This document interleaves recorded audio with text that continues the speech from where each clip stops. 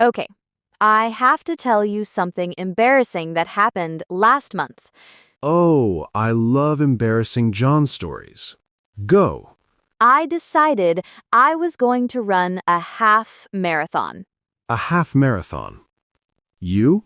Yes, me. And instead of quietly training, what did I do? Tell me. I posted about it. Instagram, group chat, my mom, my dentist, everyone. Guys, big news. I'm running a half marathon in 3 months. Oh no. Everyone commented. Everyone was so proud. Fire emojis, you've got this, the whole thing. That sounds nice, actually. It felt amazing. For 2 days. And then? And then I went for one run. One, and my knees filed a formal complaint. Your knees unionized. They did. So I skipped the next day, then the week, then a whole month disappeared, and I still hadn't told anyone I'd stopped. Because you'd already gotten the applause. Exactly. I got the reward before I did the actual work. My brain thought the goal was finished because everyone had already congratulated me for it. That's a real thing, John. I know, and it took weeks to admit it. So now, whenever I start something new, I use what I call the quiet start rule. Explain that. Simple. I don't announce a goal until I've already been doing it for a while, privately, with no audience. No applause until there's actual progress. Exactly. Protect the plan before you promote it. I actually love that. Protect the plan before you promote it. It saved me from at least 3 more half marathons I never finished. And that, by total coincidence, is exactly what we're talking about today. Why we shouldn't always announce our plans out loud. Right, and I'm not saying hide your whole life from everyone forever.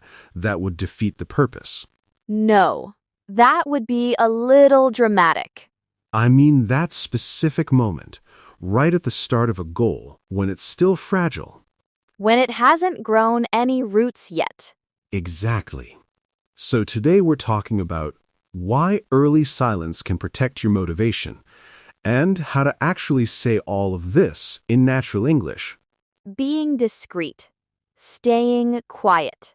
Keeping things to yourself. All of that. So if you've ever announced a big goal and quietly abandoned it a month later, welcome. You're in good company. John basically opened a support group just now. Meetings are every Tuesday. Hey there, welcome back to Speak Unstoppable, the place where English gets easier one honest conversation at a time. I'm Maria. And I'm John, apparently also the founder of a support group for unfinished half marathons. Never dying, is it? Never. So today's topic is why we shouldn't always share our plans right away, and how to talk about that in natural English. We'll cover staying quiet, being discreet, and protecting a new goal before it's ready for an audience. Later we'll do our Rewrite It segment, turning nervous, oversharing sentences into calmer, confident English. And our word tour, 6 useful words for today's topic. This fits B1 and B2 learners, so stay with us, even if a phrase moves fast. John, honestly, before the half marathon, did you already have a habit of announcing everything too early?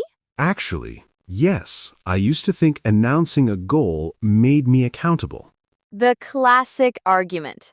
Tell everyone so you can't back out. Exactly, and for years I believed that completely. So, what changed your mind? I read about something called social reality theory. That sounds complicated. It isn't. Actually, basically, when you announce a goal and people react positively, congratulate you, tell you how proud they are, Your brain treats that reaction as if the goal is already partly achieved. Even though nothing happened yet. Nothing. Zero action. But the identity feels installed already. I'm a runner now. I'm someone who's learning English now. And that feeling is satisfying. Extremely satisfying. Which is the problem. Because satisfaction was supposed to come from finishing, not announcing. Exactly. You basically steal the reward early. Stealing your own reward. That's a strange kind of theft. It's the strangest kind, because you're the victim and the thief. So the applause tricks your brain into relaxing. Right. The tension that usually pushes you to actually do the work quietly disappears, because part of you already feels finished. That explains so much about New Year's resolutions. Everyone announces them loudly on January 1st. And by February, half the gym parking lot is empty again. Painfully accurate. So it's not really about hiding your goals forever out of shame. No, it's about timing. Announce it once it has some real weight behind it, not while it's still just an idea in your head. So silence isn't secrecy. No, silence is just protection. I like that distinction. Protection, not secrecy. Write that one down. Can I tell my own version of this? Please, I need a break from my own embarrassment. Last year, I decided to finally learn how to cook properly. This should be good. I told my whole family at Sunday dinner. Big announcement. Very dramatic. I'm going to learn to cook real meals from scratch. How did that go? Everyone got so excited. My aunt started sending me recipes immediately. My mom offered to buy me a whole set of pans. Support squad activated. Completely activated. And I felt like a chef already, just from the conversation. But you hadn't cooked anything yet. Not one single meal. So what happened next? 3 weeks passed. Then, my aunt asked how the cooking was going. Oh no. And I panicked and said, "Great, really enjoying it," which was a complete lie. You lied about lentils. I lied about lentils. Yes, because admitting I hadn't started felt worse than lying. That's the real cost, isn't it? Once you announce something publicly, quitting quietly starts to feel like a small public failure.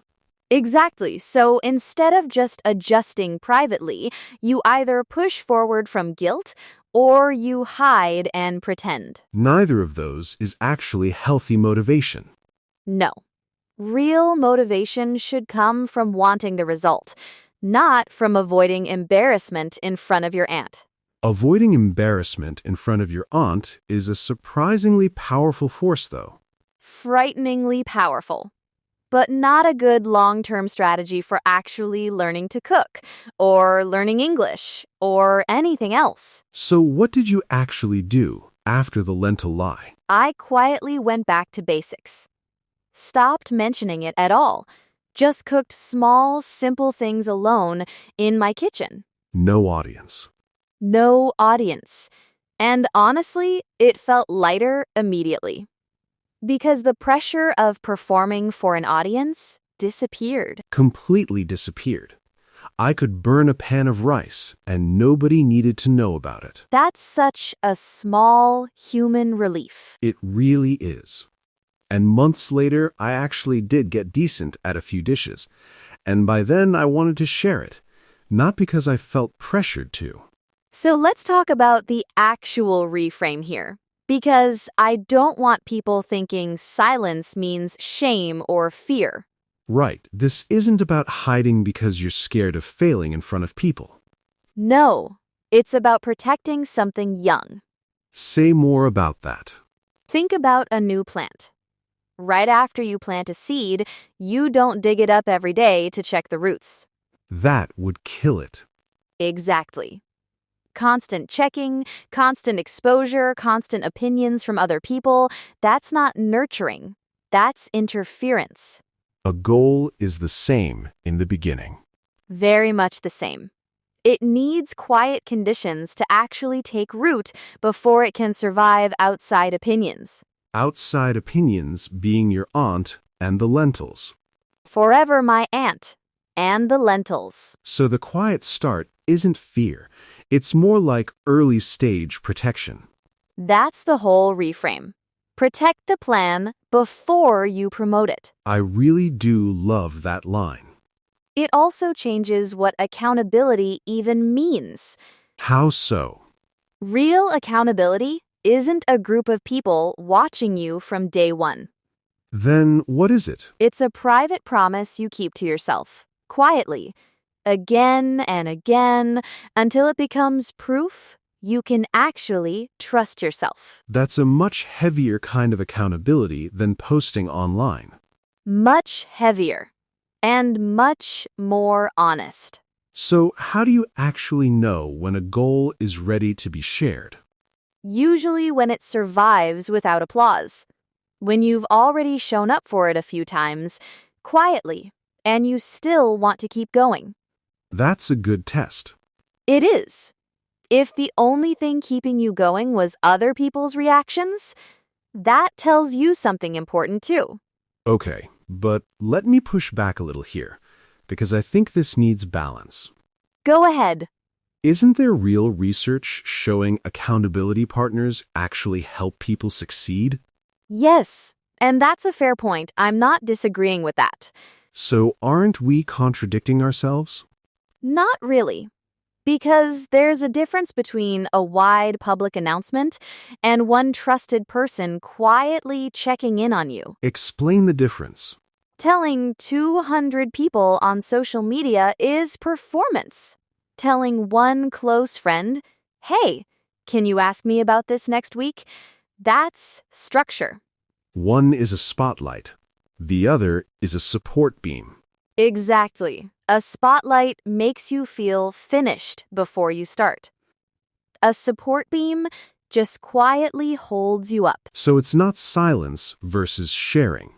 No, it's mass exposure versus selective trust. That's a much more useful way to think about it. The goal isn't isolation. Total secrecy has its own problems too, Like what? like never getting honest feedback. Or feeling completely alone with something hard. So there's a middle path. Exactly. Share it small, share it late, share it with someone who will actually ask follow-up questions instead of just clapping once. One quiet witness instead of an audience. I like that phrase a lot. It solves both problems at once. You're not isolated, but you're also not performing for applause. And that one witness can actually give you real, useful pushback. Right, not just fire emojis. Fire emojis have never once helped me finish a half marathon. 0% success rate. So let's bring this back to English learning specifically, since that's really why people are here. Right, because this exact pattern shows up with language learners constantly. How so? Someone decides, I'm going to become fluent this year, and announces it everywhere. New profile bio, tells their whole office, tells their family. Big, loud declaration. Huge. And for a week, everyone's impressed, asking questions, encouraging them. And then real learning starts. Grammar mistakes, awkward pronunciation, forgetting words mid-sentence. Exactly. The unglamorous part. Nobody applauds. So the motivation that came from applause quietly disappears right when the actual difficulty begins. That's the trap. So what would you tell that person instead? Don't announce fluency as a goal at all. At least not loudly, not yet. Just quietly practice for 15 minutes a day. No audience, No big declaration. None. Let it be boring and private for a while. And once it's boring and private, and you're still showing up, Then you've actually built something real. And you can share it if you want, from a place of pride instead of pressure. protect the plan before you promote it. Even when the plan is just learning one new English sentence at a time. And speaking of sentences, that's actually perfect timing because it's time to slow down and practice today's words. Words about staying quiet, staying private, and protecting something before it's ready for the world. Before we move to the words, I want to mention one more angle on this because I think people worry they'll seem secretive or cold if they stop announcing everything. That's a real fear, actually. It is. But there's a difference between being secretive and being selective. Say that again slowly, I like it. Being secretive and being selective. Secretive sounds like you're hiding something shameful. Right, like there's a guilty reason behind the silence. But selective just means you're choosing carefully who gets access to something fragile and important to you. That's a much kinder way to see it. It is, and honestly, most people won't even notice you're doing this. True, nobody's tracking what you don't announce. Exactly. The only person who really notices your quiet start is you. And that's actually the whole point. It is. This isn't performance for an audience. It's a private relationship between you and your own goal. Between you and your own goal. Before anyone else gets involved. And once that relationship feels steady, sharing it becomes a choice, not a rescue attempt. Sharing from strength instead of sharing for support. Exactly that. And that's a much healthier place to announce anything from, whether it's a marathon, a new recipe, or your English. Can I add one more small thing? Please. I think people also worry that staying quiet means they're being dishonest with people close to them. Oh, that's interesting. Like, shouldn't I tell my partner, my best friend, what I'm working on? And you can. That's exactly the one trusted witness we talked about earlier. Right. This isn't about hiding from everyone you love. No, it's specifically about the wide, public, applause-driven announcement. The group chat version. The office-wide version. The version designed for reactions, not support. No dishonesty in that at all. Just discretion. Just discretion. And discretion is a completely different thing from secrecy, even if they can look similar from the outside. Our first word is discreet. Discreet. Discreet means careful not to attract attention, especially about something private. This is a great first word for today, since it captures the whole idea. Maybe you're working on a new goal, but you don't want a big announcement yet. You could say, I'm being discreet about my plans for now. Or maybe a friend shares something sensitive with you. Then you could say, don't worry, I'll be discreet about it. I like that word. It sounds gentle, not secretive. Exactly. Discreet doesn't mean hiding something bad. It just means handling something carefully. Our next word is premature. Premature. Premature means happening too early, before something is really ready to be seen by others. Maybe you almost posted about a new goal on day one. You could say, announcing it now feels premature. Or maybe someone celebrates a win before it's actually finished. Then you could say, that celebration seems a little premature. That's basically what happened at my Sunday dinner. A textbook case, John. Our next word is withhold. Withhold. Withhold means to choose not to share or give something yet. Maybe you're keeping quiet about a project on purpose, even from people close to you. You could say, I'm withholding the details until it's further along. Or maybe you're simply not ready to explain something fully. Then you could say, I'd rather withhold judgment until I know more. That's a useful one for staying neutral too, not just for goals. True, withhold works for opinions, information, all kinds of things. Our next word is fragile. Fragile. Fragile means easily damaged or disturbed, and we use it for feelings and plans too, not just physical objects. Maybe a new habit still feels uncertain and easy to break. You could say, this new routine still feels fragile. Or maybe your motivation feels shaky in the early days. Then you could say, my motivation is still a little fragile right now. Fragile is such an honest word, it doesn't pretend everything's strong yet. Exactly, and that's okay. Fragile things can still grow.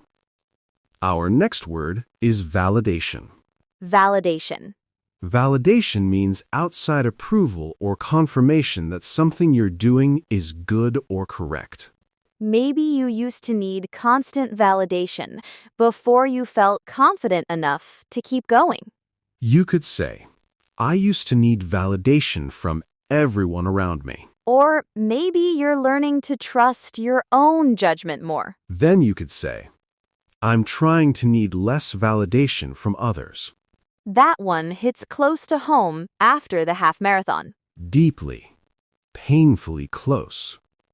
Our final word is discretion. Discretion. Discretion means the quality of being careful and private about what you choose to share. Maybe you're proud of how carefully you handled a sensitive situation. You could say, I handled that with real discretion. Or maybe you're setting a personal rule about privacy. Then you could say, I try to use discretion with my early goals. Discretion and discreet come from the same family, don't they? Exactly. Discreet describes the behavior in the moment. Discretion is the quality overall. That's a helpful way to remember them together. Those were today's powerful words.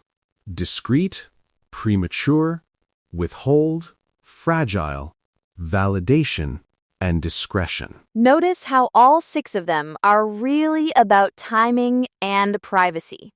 When to speak, and when to simply stay quiet a little longer. Try using just one of them in a sentence about your own life this week. Now let's do our Rewrite It segment, taking nervous, oversharing sentences and turning them into calmer, more confident English using today's words. First sentence.